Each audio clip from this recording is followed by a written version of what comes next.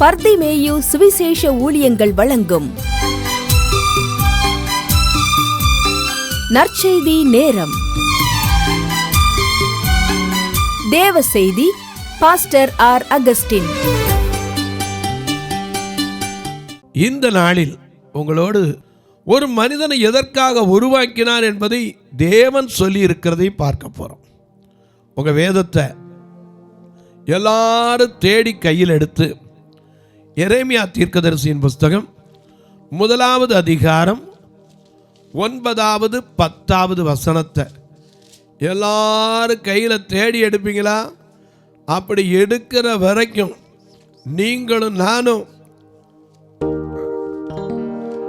எங்கோதே என்ன கந்தாய் தூய தாங்குதில்லை உகந்தா எங்கோதே என்ன கந்தாய் தூய தாங்குதில்லை உகந்தா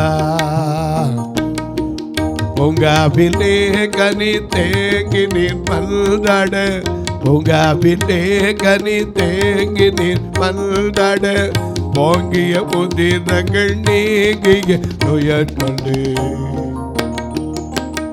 ஏகோதே என்ன கந்தா தூய தாங்குதில்லை உகந்தா.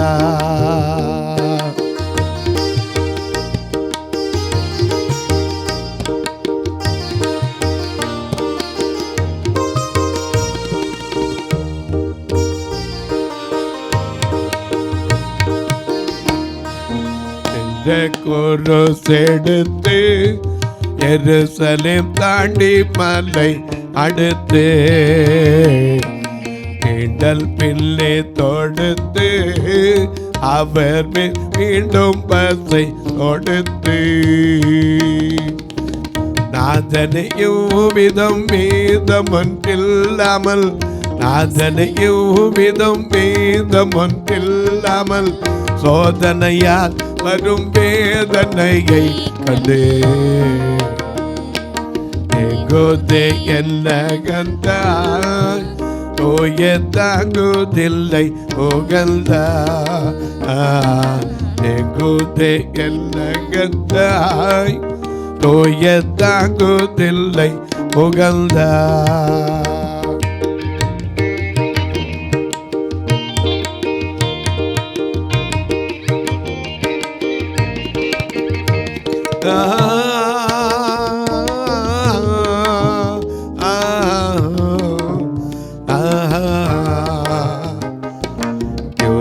காட்டி கொடுக்க சீமோ பேதுரு மது தலிக்க யூதா ஏரோது மிக்க வேகு தீதாய் மூடை தரிக்க நாதன் இவ்விதம் மீதம் ஒன்றில்லாமல் நாதன் இவ்விதம் ஒன்றில்லாமல் சோதனையால் வரும் வேதனையை கண்டு கந்தாய் தூய தாங்குதில்லை உகந்தா எங்குதே என்ன கந்தாய் தூய தாங்குதில்லை உகந்தா. எல்லாம் எடுத்திருப்பீங்க. எரேமியா 1 அதிகாரம் 9, 10 வசனங்கள். கர்த்தர் தமது கரத்தை நீட்டி கர்த்தர் தமது கரத்தை நீட்டி என் வாயை தொட்டு இதோ என் வார்த்தைகளை உன் வாயிலே வைக்கிறேன். சரி பார், பிடுங்கவும். நல்ல கவனி. எதுக்கு ஏற்படுத்தினாரா? பிடுங்கவும், இடிக்கவும், அழிக்கவும், கவிழ்க்கவும், கட்டவும், நாட்டவும் உன்னை நான் இன்றைய தினம் ஜாதிகளின் மேலும் ராஜ்யங்களின் மேலும் ஏற்படுத்தினேன். எதுக்கு ஏற்படுத்தினேன் என்று கர்த்தர் என்னுடனே சொன்னார். எரேமியாட்ட சொன்னார். எதுக்கு ஒன்று ஏற்படுத்தின தெரியுமா? 6 காரியத்தை சொல்லியிருக்கார். என்னது? பார். முதலாவது என்னது? பிடுங்க. என்னத்தை பிடுங்கணும்? நம்ம தான் பிடுங்குறோமே. ரோட்டில் போகிற தினம் பிடிங்கிட்டு போயிட்டான்னு கேட்குறோமே. ரோட்டில் பொண்ணு நடந்து போனால் சங்கிலியை பிடிங்கிட்டு போயிட்டான். ரோட்டில் பிறந்து போனால் பைய பிடிங்கிட்டு போயிட்டான். இன்றைக்கி நாட்டில் பிடுங்குற குறைச்சலே கிடையாது. வசதியாக இருக்கவன் ஏழைகிட்ட பிடுங்குறான் வட்டின்னு. நெகேமியா சொன்னா 1% வாங்கினாலும் துண்டை உதறி போடுற மாதிரி உதறி போடுவார்னா. இன்னைக்கு சொன்னால் யார் ஏற்றுக்குருவா? புடுங்க, எதை புடுங்கணும்? மத்தேயு எழுதின சுவிசேஷம் 13ஆம் அதிகாரம் 27ஆம் வசனத்திலிருந்து வாசிக்கும் போது, வீட்டெஜமானுடைய வேலைக்காரர் அவனிடத்தில் வந்து ஆண்டவனே, நீர் உம்முடைய நிலத்தில் நல்ல விதையை விதைத்தீர் அல்லவா? பின்னை அதில் களைகள் எப்படி உண்டானது என்றார்கள். அதற்கு அவன், சத்துரு அதை செய்தான் என்றான். அப்பொழுது வேலைக்காரர், நாங்கள் போய் அவைகளை பிடுங்கி நாங்க புடுங்கி போட உமக்கு சித்தமான்னு கேட்டார்கள். உடனே சொன்னாரு, வேண்டாம், களைகளை பிடுங்கும் போது நீங்கள் கோதுமையையும் கூட. அதான், ஏன்னா நமக்கு புத்தி ரெண்டையும் சேர்த்து எடுத்துடக்கூடாது. ஏன்னா களைகளை என்ன செய்யணும்? உன் பாதம் பணிந்தேன் என்ன துதியேன், உம்மையில் யாரை பாடுவேன் இசையா, உந்தன் அன்பு உள்ளம் பொங்குதையா. உன் பாதம் பணிந்தேன் என்ன துதியேன், உம்மையில் யாரை பாடுவேன் இசையா, உந்தன் அன்பு உள்ளம் பொங்குதை. இசையா, உந்தன் அன்பு உள்ளம் பொங்குதை.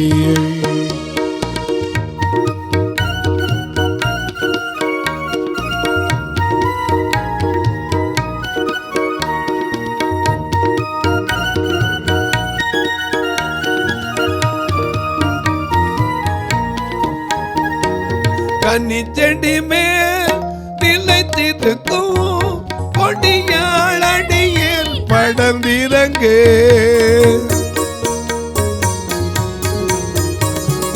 கன்னி செடி மேல் நிலைத்திருக்கும் கொடியாளடியில் படர்ந்திறங்கு.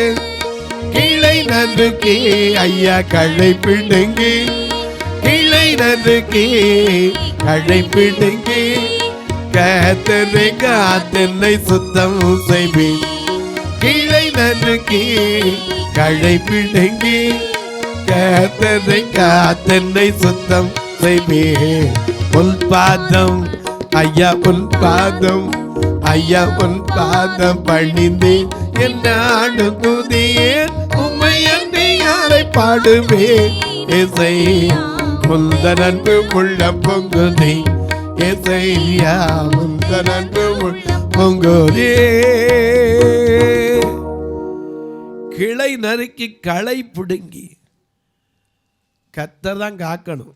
ஏன்னா களை எடுக்கிற கண்ணம்மாவும் கத்தரை நம்பணும். எனக்கு கண்பானவர்களே, ஒருத்தன் கேட்குறான், ஐயா நீ நல்லதானே விதைச்சு ரொம்ப நிலத்தில், எப்படி களை வந்துச்சு? களை எப்படி வரும்? பலரோட களையும் சேர்ந்து வளருது. அதை களையை மட்டும் பிடுங்கினா பரவாயில்ல. ஏன்னா வேதம் சொல்லுது, விதைக்கிறவன் புறப்பட்டான். சில நல்ல நிலத்தில் விழுந்தது, சில முள்ளான இடத்துல விழுந்துச்சு, சில பாறையில் விழுந்துச்சு. ஆமாம், முள்ளுங்கிறது உலக கவலைகள் நெருக்கி போடுது, களை வந்துடுது. இங்கே தான் நீ நல்லதானே விதைச்சு, எப்படி களை வந்துச்சு? சத்துரு விதைத்து விட்டான், சத்துரு அதை செய்தான். அந்த சத்துரு அதை நாங்கள் போய் வெக்கேட் பண்ணட்டுமா, கிளியர் பண்ணட்டுமா? வேணாம்டா. ஏன்னா நீங்கள் அவசரப்பட்டு களையை மட்டும் பிடுங்க மாட்டீங்க. என்ன செய்யட்டும்? கோதுமையும் சேர்த்து படிச்சிருக்கீங்க, அதனால என்ன செய்யட்டும்? வளரட்டும். வாசிங்க 13, 28, 29 வாசிங்க. அதற்கு அவன், சத்துரு அதை செய்தான் என்றான். சரி. அப்பொழுது வேலைக்காரர், நாங்கள் போய் அவைகளை பிடுங்கி போட உமக்கு சித்தமா என்று கேட்டார்கள். சரி. அதற்கு அவன், வேண்டாம், களைகளை பிடுங்கும் போது நீங்கள் கோதுமையையும் கூட வேரோடு பிடுங்காதபடிக்கு இரண்டையும் அறுப்பு மட்டும் வளர விடுங்கள். வளர விட்டுருங்க. இன்னைக்கு அதனாலதான் களைகளும் இருக்கு. களை எடுக்கப்படலை. ஆண்டவர் வந்து களை எடுப்பார். எனக்கு அன்பானவர்களே, அநேக நேரங்களில் பிடுங்கிறது எதை பிடுங்கிறது தெரியாது. பிதாவினால் நடப்படாத நாற்றெல்லாம் என்ன செய்யும்? பிடுங்கப்படும். பிடுங்கப்படும். பிதாவினால் நடப்பட்ட நாற்றா இருந்தால் தான் அது என்ன செய்யும்? நிற்கும். இல்லாட்டா என்ன பிரயோஜனம்? முதல்ல பிடுங்கிறது. ஒரு கதை சொன்னாங்க இதை வச்சு. என்ன தெரியுமா, ஒருத்தர் பெரிய நல்ல விவசாயி இருந்தான். அவருக்கு கூட ஒரு துணைக்கு ஒரு குரங்கு இருந்துச்சு. நல்லா வேலை செய்யும். ஏன்னா குரங்குலேருந்து வந்தோன்னா மனுஷன் டார்வின் தியரி சொல்லுது. இந்த குரங்கை ஃப்ரெண்டாக வச்சுருந்தான். அது என்ன ஒன்று, இவர் விவசாயம் பண்ணும்போது தண்ணி எடுக்கும்போது கூட இருக்கும், நாற்று நடும்போது கூட இருக்கும். அவர் செடி வளரும்போது தினம் தோட்டத்துக்கு வந்து அவர் வர்றதுக்கு முன்னாடி இவர் வந்து காத்திருந்துடும். ஒரு நாள் சொன்னால், இன்றைக்கி எனக்கு ரொம்ப முக்கியமான வேலை இருக்குது, நீ எனக்கு ஒரு நண்பன், என் தோட்டத்தை நல்லா பார்த்துக்கிடுவேன், செடியெல்லாம் நல்லா பார்த்துக்கணும், காலையில் மாலையில் மட்டும் இந்த சுவிட்ச் இருக்கு பார்த்தே, இதை போட்டு விட்டேன்னு என்ன பண்ணும், மோட்டரில் தண்ணி வரும், செடிக்கு பாஞ்சிடும். அதில் ஒரு சின்ன கவனம், வேறு வரைக்கும் தண்ணி போகணும், நல்லா தண்ணி விடணும், பார்த்துக்க. ஒரு 4 நாளில் திரும்பி வந்துடுன்ட்டு போனான். குரங்கு கரெக்டாக சொன்னபடி செஞ்சிச்சு. காலையில் வரும் தண்ணி ஓடும், சாயந்தரம் வரும் என்ன செய்யும், தண்ணி ஓடும். ஒரு நாள் குரங்குக்கு சந்தேகம் வந்துச்சு. என்ன சந்தேகம்? அவர் என்ன சொல்லிட்டு போனார், வேறு வரைக்கும் தண்ணி போகணுன்னாரு. வேறு வரைக்கும் தண்ணி போயிருக்கான்னு எப்படி கண்டுபிடிக்கிறது? ஒவ்வொரு செடியாக பிடுங்கி பார்த்து திருப்பி போண்டுச்சு. என்ன ஆகும்? வேறு வரைக்கும் தண்ணி போயிருந்துச்சு, ஆனால் செடி என்னாச்சு? முடிஞ்சு போச்சு. எதை பிடுங்கணுமோ அதை பிடுங்கணும். பிடுங்கக்கூடாது, என்ன செய்யக்கூடாது? பிடுங்கக்கூடாது. கிளை நறுக்கி களை பிடுங்கி கர்த்தரை காத்தென்னை சுத்தம் செய்யும். இன்றைக்கி பாருங்கள், சில இடத்துல வெட்ட வேண்டிய இலைகளை மரத்தை சில செய்வாங்க, சரி பண்ணி விடுவாங்க. அப்போ தான் அது நல்லா வளரும். நாம் நினச்சிடுவோம் கடவுள் ஞானத்தை பற்றி நம்ம சாதாரண இடம் போட்டுருவோம். ஒரு வேடன் இருந்தான், நல்ல கவனிங்க, ஒரு வேடன் இருந்தான். இந்த வேடன் ஒரு நாள் காட்டுக்கு போனான். வேட்டைக்கு போன இடத்துல ஒன்றுமே கிடைக்கல, நல்ல உச்சி வெயில். அப்போ வந்தார், ஒரு ஆலமரம் இருந்துச்சு, அது கீழே அப்படியே அனாயாசமாக தூங்கினார். துண்டை விரித்து தூங்கும்போது அப்படியே எட்டி பார்த்தார், மேலே ஆலம் காய் தொங்குச்சு. அது நான் கடவுளுக்கு மூளை கிடையாதுயா, என்ன மூளை இருக்குது? தவாறு எவ்வளோ ஸ்ட்ராங்காக இருக்கிற மரம், இதில் போய் என்ன வச்சுருக்காரு, இத்தினோண்டு ஆலங்காயை வச்சுருக்காரு. இங்கிட்டு திரும்பிப்பார், வலது பக்கம் பூசணி கொடி, இது இழுத்து அந்து போகும், இதில் போய் பூசணிக்காய் வச்சுருக்கார். என்ன கடவுள்! சொல்கிற சரிதான், கடவுளுக்கு யோசனை இல்லையா அப்படின்னா. இப்படியே நினச்சிக்கிட்டு இருக்கும்போது தூங்கிட்டான். ஒரு காற்று அடிச்சிச்சு, ஆலமரம் அசைஞ்சிச்சு, அதுலேருந்து ஒரு ஆலங்காய் நெத்தி போட்டு சொட்டுன்னு விழுந்துச்சு. முடிச்சு வந்துட்டேன். என்னை யார் அடித்தது? என்னை யாரோ இடத்த கொண்டு எரிஞ்சாங்களே.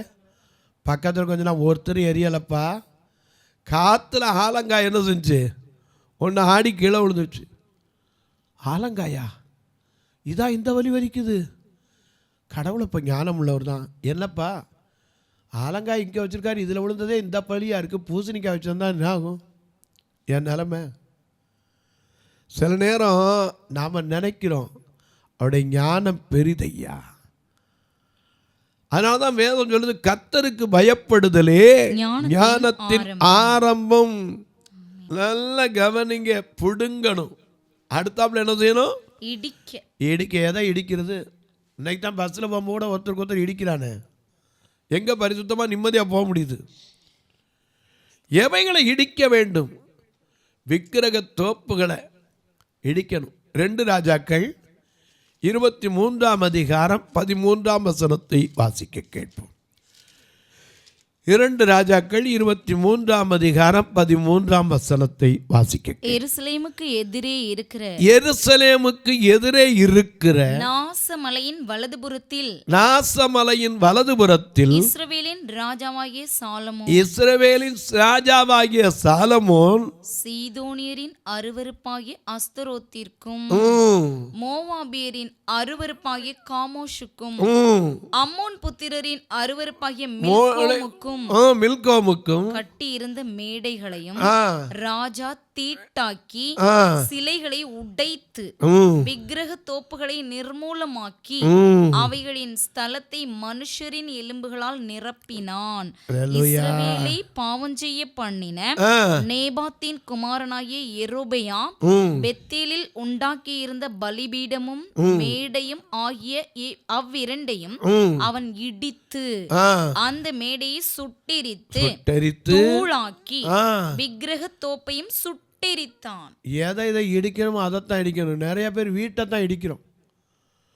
புருஷனும் மனைவியும் சரி, புத்தியுள்ள புருஷன் தன் வீட்டை கட்டுவான், புத்தி இல்லாத புருஷன் தன் வீட்டை இடிச்சு போடுவான். புத்தியுள்ள மனைவி தன் வீட்டை கட்டுகிறாள், புத்தி இல்லாதவளோ அதை இடித்து போடுகிறாள். இன்னைக்கு பிடுங்கிறது எதை பிடுங்கணும் தெரியல, இடிக்கிறதுக்கு எதை இடிக்கணும் தெரியல. அது மட்டும் இல்லை, வாசிங்க, பிடுங்கவும் இடிக்கவும். இதை குறித்து சொன்னால் இதுக்கு 3-6 செய்தி சொல்லணும், அதுக்கு நேரம் இல்லை. நாளைக்கு முடிஞ்சால் அடுத்த வாராந்திர செய்தியில் உங்களோட பேசுகிறேன். அழிக்கணும். எவைகளை அழிக்க வேண்டும், எவைகளை அழிக்கணும்? எனக்கு அன்பானவர்களே, ரோமர் 8ஆம் அதிகாரம் 13ஆம் வசனத்தை வாசிக்க கேட்போம். ரோமர் 8:13 மிக அழகா எழுதி வச்சிருக்கார். மாம்சத்தின்படி பிழைத்தால் சாவீர்கள், சரி, ஆவியினாலே சரீரத்தின் செய்கைகளை அழித்தால். சரீரத்தின் செய்கைகளை அழிக்கணும். ஏன்னா நம்ம சரீரம் சொன்னபடி நிற்காது. ஏன்னா இது தேவனுடைய ஆலயம். இஷ்டப்படி என்ன செய்யக்கூடாது, வாழக்கூடாது. இஷ்டம் போல அலைவதில்லை, அவர் சித்தம் செய்து வாழ்பவன். வல்லமையில் ஆவியானவர் என்னை வந்துவிட்ட காரணத்தில் வைக்க போடுங்க. கொல்லாத சாத்தானே ஒரு சொல்லாத விரட்டி விட்டேன். வல்லமையில் ஆவியானவர் என்னை வந்துவிட்ட காரணத்தினா கொல்லாத சாத்தானே ஒரு சொல்லாத விரட்டி விட்டேன்.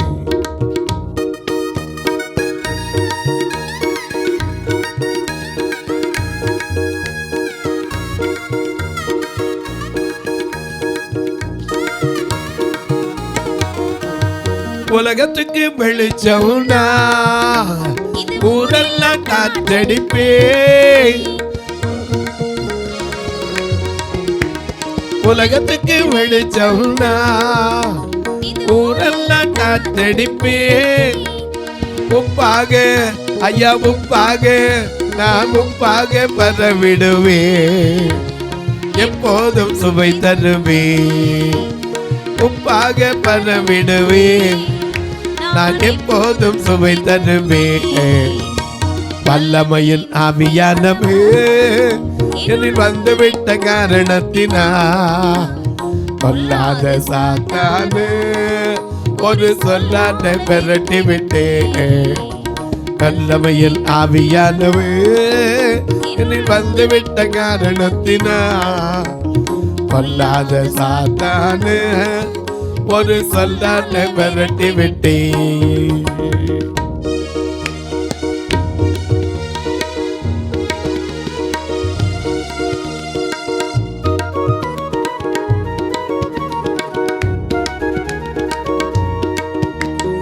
அவராமி எனக்குள்ளே தீயாவி அணுகுவதில்லை. அவராமி எனக்குள்ளே தீயாவி அணுகுவதில்லை. அன்பின் ஆவி ஐயா, அன்பின் ஆவி ஐயா, அன்பின் ஆவி எனக்குள்ளே நான் அகற்றிவிட்டேன் கசப்புகளை. அன்பின் ஆவி எனக்குள்ளே அகற்றிவிட்டேன் கசப்புகளை. வல்லமையில் ஆவியானவர் என்னில் வந்துவிட்ட காரணத்தினா கொல்லாத சாத்தானே ஒரு சொல்லாத விரட்டி விட்டே. நல்ல கவனிங்க, அழிக்க வேண்டியது இது சரீரத்தின் இச்சைகள். ஆமா, செய்கைகள். ஏன்னா எப்படி அழிக்கிறது முடியலையே. நம்ம வாயிலிருந்து என்ன வரணும்? சாட்சியின் வசனமும் இயேசுவின் ரத்தமும் மறந்துடக்கூடாது.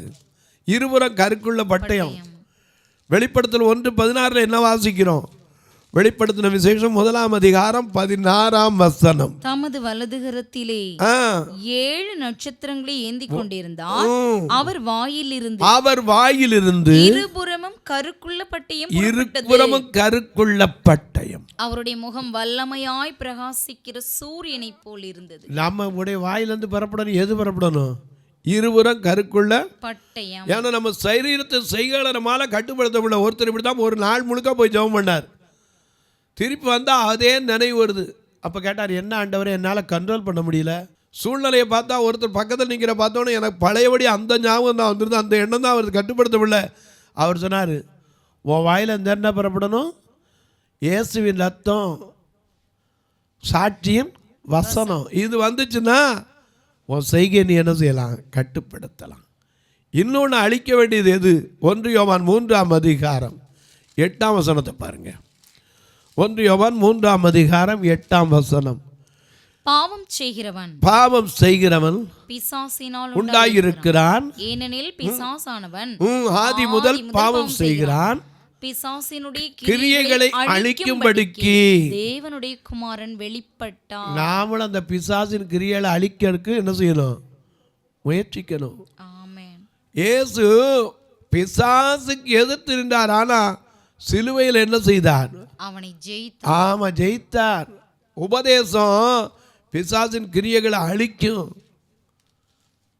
என கண்மானவர்களே, மறந்துடக்கூடாது. இடிக்க வேண்டியது இடிக்கணும், கட்ட வேண்டியதை கட்டணும், புடுங்க வேண்டியதை புடுங்கணும், அழிக்க வேண்டியதை அழிக்கணும். ஏன்னா நேரம் ஆயிடுச்சு, எல்லாத்தையும் சொல்ல முடியாது. பார் என்னன்னு சொல்றாரு? பிடுங்க, இடிக்கவும், அழிக்கவும், கவிழ்க்கணும். எதை கவிழ்க்கணும்? மத்தேயு 21:12 தேவன் எதை கவிழ்த்தார்? புறா விற்கிறவருடைய ஆசனங்களை கவிழ்த்தார். பரிசுத்த ஆவியை வியாபாரமாக்குறவங்க கல்லறை என்ன செய்யணும்? கவுக்கணும். ஏன்னா அந்த கோயில் அங்கேருந்து புறா வாங்கிட்டு வருவான், திருப்பி அந்த புறா விடுவான், உடனே அங்கே போய் உட்காந்துக்கிறோம். திருப்பி வியாபாரம், பிஸ்னஸ். பார்த்தார், நல்ல பிஸ்னஸ் வாங்கிட்டேன். என்ன சொல்லிட்டீங்க? கள்ளர் கோகையா வியாபார ஸ்தலமாக மாற்றிட்டீங்கன்னு சொல்லி என்ன செஞ்சார்? ஆசனங்களை கவிழ்த்து போட்டார். ஆசுக்காரருடைய ஆசனங்களை.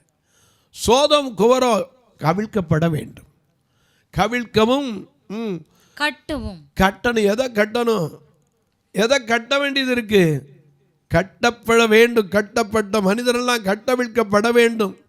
அதே சமயத்தில் நம்ம கட்ட வேண்டும். ராஜ்யத்தை கட்டணும், தேவனுடைய ராஜ்யம். அப்போஸ்தலருடைய அடிப்படை உபதேசத்தில் அஸ்திவாரத்தில் என்ன செய்யணும்? கட்டி அமைக்கப்பட வேண்டும். நாட்டுறது. எதை நாட்டுறது? நோவா திராட்சை தோட்டத்தை நாட்டினா. ஏசாயா 5:2 நற்கொலை திராட்சை செடியை நாட்டணும். யோசுவா 4:9 அல்லது 20 ஆசாரியர்கள் கால் நின்ற இடத்திலிருந்து யோசுவா என்ன செய்தான்?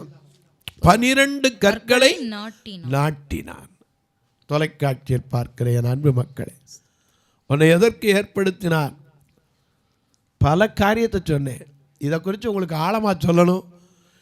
இன்னொரு சமயம் வாய்க்கும் போது உங்களுக்கு ஒரு செய்தியாக முழுசாக சொல்கிறேன். பார், இடிக்க, பிடுங்க, கட்ட, கவிழ்க்க, நாட்ட 6 காரியத்தை சொல்கிறார். ஜாதிகளின் மேலே உன்னை தீர்க்கதரிசியை ஏற்படுத்தினேன் அப்படிங்கிறாரே. இன்றைக்கி நீ செய்ய வேண்டிய வேலையை நாம் செஞ்சுருக்கோமா? நான் செய்ய வேண்டிய வேலையை என்னென்னமோ செய்கிறேங்கிறோம். பிடுங்க வேண்டியதை பிடுங்கியிருக்கோமா? இடிக்க வேண்டியதை இடிச்சிருக்கோமா? கவிழ்க்க வேண்டியதை கவிழ்த்திருக்கோமா? கட்ட வேண்டியதை கட்டியிருக்கோமா? நாட்ட வேண்டியதை நாட்டியிருக்கோமா? தொலைக்காட்சியை பார்க்கிறவர்களே, ஆராய்ந்து பாருங்கள். இந்த நிகழ்ச்சியை பார்க்குற நீங்கள் ஒரு வார்த்தை இது தொடர்ந்து வருவதற்காக ஜெபியுங்கள். ஏன்னா ஒவ்வொரு நாளும் வரணும்னா 30 நாள் 30 பேர் எந்திரிக்கணும். ஏன்னா அரசாங்கத்துக்கு கட்ட வேண்டியது ராயனுக்குரியதை ராயனுக்கும், தேவனுக்குரிய தேவனுக்கும் கொடுக்கணும். அது மட்டுமல்ல, ராஜ்யத்தின் சுவிசேஷம் சகலருக்கும் சென்று அடையணும். அது மட்டுமல்ல, இந்த பார்வையற்ற மக்கள் திருச்சபைக்காக ஜெபிக்கிற உங்களுக்கு நன்றி செலுத்துகிறேன். ஏன்னா இதில் எந்த காணிக்கையும் வர்றதுக்காக இல்லை, எப்படியாவது அந்த ஆத்மாக்கள் ரட்சிக்கப்பட்டுறக்கூடாதா? ஏன்னா அவங்க பாடலாம், ஒவ்வொரு நாளும் காலை எழுந்துச்சா என்னை ஏன் படைச்ச என்னை ஏன் உருவாக்கினார் இப்படித்தான் கேட்குறாங்க. அவர்களை எதுக்கு உருவாக்கினார்? ஏன் காரணம்? ஒவ்வொரு நாள் நல்ல வேலை இல்லை, நல்ல பிழைப்பு இல்லை, வருமானம் இல்லை, சாலைகளில் வீதிகளில் நிற்கிறாங்க. இவங்களுக்கு வர்ற அன்னைக்கு நல்ல சாப்பாடு கொடுக்கணும். அது மட்டும் இல்லை, நல்ல சத்தியத்தை பிரசங்கிக்கணும். இவங்களை கூட்டிகிட்டு வரும்போது கூட ஒரு மாதத்துக்கு வேனுக்கு மட்டுமே 20,000 ரூபா வாடகை கொடுத்து தான் கூப்பிட்றோம், சாப்பாடு போட்டு தான் அனுப்புகிறோம். நீங்களும் உங்கள் பிறந்த நாள், திருமண நாள் போன்ற நல்ல நாட்களிலே இதற்கென்று உதவலாம். எப்படி? இதில் 2 ஃபோன் நம்பர் வரும், அதில் ஜிபே உண்டு, ஃபோன்பே உண்டு. அது மட்டும் இல்லை, என்கிட்ட கேட்டிங்கன்னா கணக்கு வைக்கிறவங்களுக்கு வழி உண்டு. போஸ்டல் பேங்க் வழி அனுப்புகிறவங்களுக்கு உங்களுக்கு அக்கௌண்ட் நம்பர் தட்டு, போஸ்ட் பேங்க் அக்கௌண்ட் ஏற்கனவே சொல்லி வருகிறேன். 36 35 38 89 63 இந்த நம்பரில் நீங்கள் கொண்டு போய் ஒரு ஃபார்ம் அங்கே வச்சுருப்பாங்க. அக்கௌண்ட்டில் பணம் கட்டணும்னு சொன்னீங்கனாலே அவங்க கொடுப்பாங்க. இதில் வழியாக நீங்கள் தொடர்பு கொள்ளலாம். உங்கள் ஜெபக்காரி எது இருந்தாலும் காலை 10லேருந்து 5 மணிக்குள்ளே தாராளமாக சொல்லலாம். இப்போ உங்களுக்காக ஜெபிக்கட்டுமா? நல்ல பிதாவே, நன்றியோடு துதிக்கிறோம் சுவாமி. இந்த நாளிலே எதற்காக கர்த்தர் ஏற்படுத்தினார்? ஒரு மனிதனை எதற்கென்று ஏற்படுத்தி இருக்கிறார்.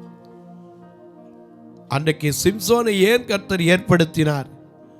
பெலிஸ்தியர் கையிலிருந்து இஸ்ரவேலரை ரட்சிப்பதற்கு ஏற்படுத்தினார். அன்றைக்கு கிதியோனை ஏற்படுத்தினது எதற்கு? மீதியானியர் கையிலிருந்து ரட்சிப்பதற்கு.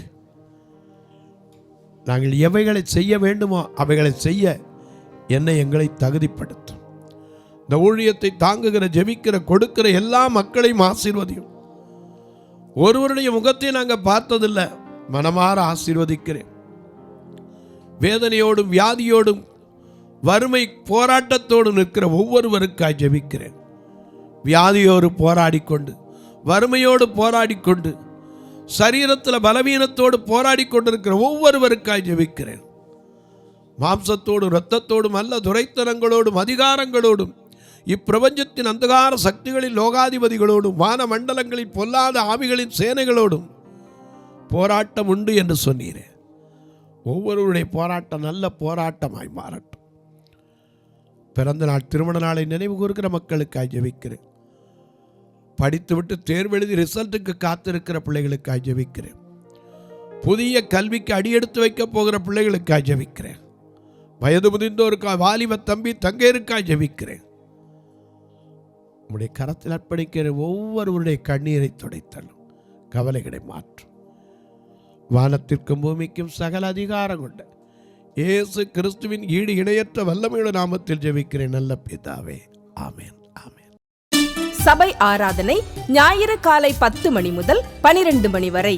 இடம் பர்திமேயு சுவிசேஷ ஆலயம், அன்னை சத்யா நகர், இளமனூர் அஞ்சல், சக்கிமங்கலம் வழி, மதுரை மாவட்டம். பின்கோட் 625201 மற்றும் பர்திமேயு சுவிசேஷ ஜெப வீடு, flat number 107, Eden Garden, Muthur, Tirunelveli. Pincode 627011. சிறப்பு உபவாச கூட்டம் ஒவ்வொரு மாதமும் 2வது சனிக்கிழமை காலை 10 மணி முதல் 1 மணி வரை நாகர்கோவில் YMCA ஹாலில் வைத்து நடைபெறுகிறது. மற்றும் ஒவ்வொரு மாதமும் 4வது சனிக்கிழமை காலை 10 மணி முதல் 1 மணி வரை திருநெல்வேலி புதிய பேருந்து நிலையம் அருகில் உள்ள கிரேஸ் ஹாலில் வைத்து நடைபெறுகிறது.